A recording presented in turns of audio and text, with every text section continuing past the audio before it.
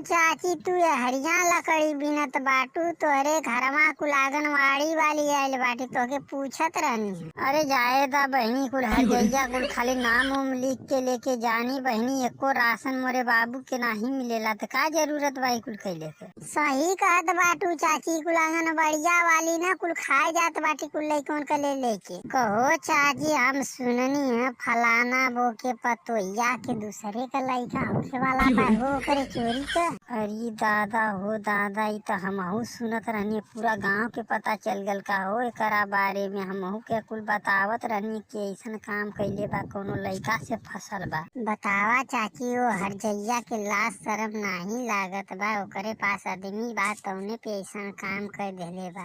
अरे तो बहनी नाही जानबू, हो तो दोगला उहन न बाटे गोर देख के बियाह करत रहना, ले मजा अब इनके पता चल गल ना गोराई के। और लइकवा तो पहले से के पटौले रहले, यही से तो शादी हो गई तो बाद में ऐसा काम भर।